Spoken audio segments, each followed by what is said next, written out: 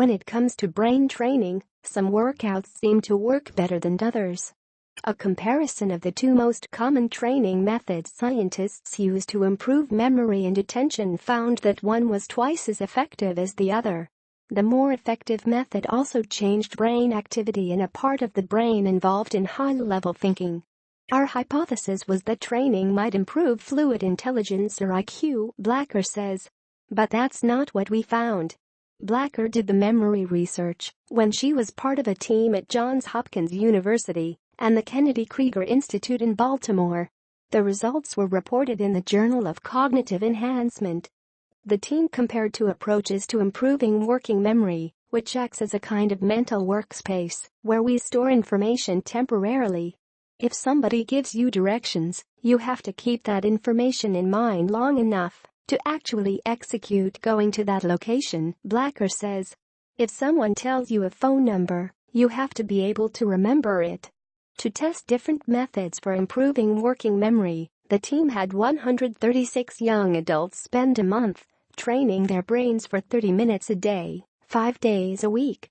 One group did something called the complex span test, which involves remembering the location of an item despite distractions. A second group trained with something called the dual and back test.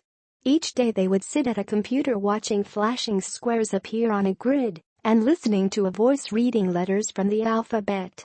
At first, participants were asked to recall the second-to-last square location and letter in each sequence.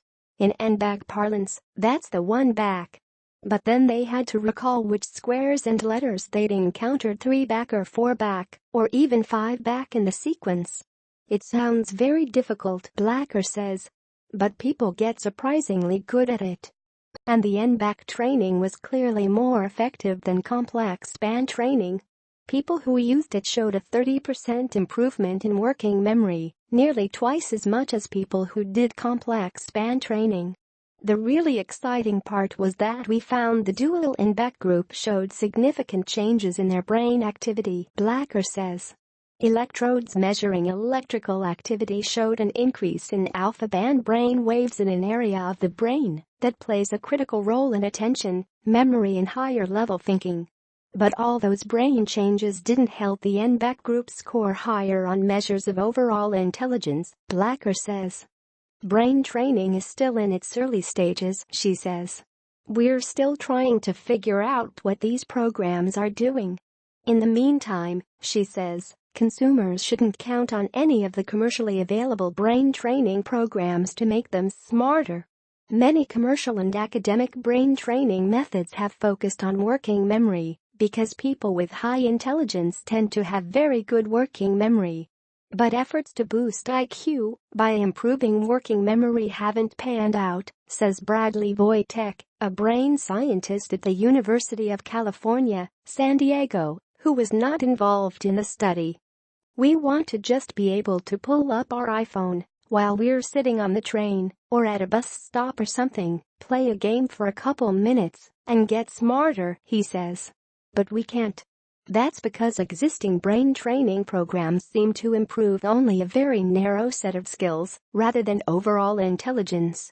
And that's not very surprising if you accept that training the brain is a lot like training the body, Wojtek says. You wouldn't expect people who practice cycling every day to become great sprinters, he says. They're not going to be able to compete against Usain Bolt, just like if you put Usain Bolt on a bike, he's not going to be able to compete with a world-class cyclist. Copyright 2017 NPR. To see more, visit http://www.npr.org/. Stevens Keep, host. Turns out there are some workouts that can improve your memory. NPR's John Hamilton reports on 2 approaches to brain training. John Hamilton, byline, brain training programs often target something called working memory. Cara Blacker, working memory is our mental workspace. Hamilton, Cara Blacker is a scientist at the Henry M. Jackson Foundation. She says you need working memory to get through the day.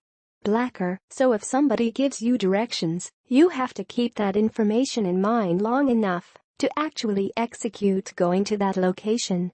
If somebody tells you a phone number, you have to be able to remember it.